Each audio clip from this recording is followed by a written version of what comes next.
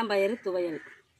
First தட்டாம்பயிரை பொன்னிறமாக நல்லா வறுத்துக்கிட்டு அப்புறம் தேங்காய் சீல் 3 தேங்காய் சீல், மிளகாய் வத்தல், பிறகு வெள்ளைப்பூடு, வெங்காயம், கொஞ்சம் புளி, உப்பு, அப்புறம் தேங்காய்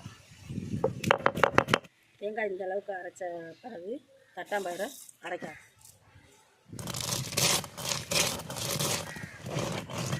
புளி இவ்வளோ புளி வைக்கணும். கொஞ்சம் அரைச்ச உடனே புளி வச்சு அதோட சேர்த்து அரைங்க.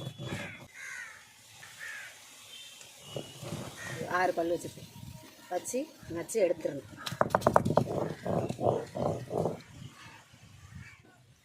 போன வாட்டி வீடியோ பயிரை அவிச்சு காமிச்சேன்.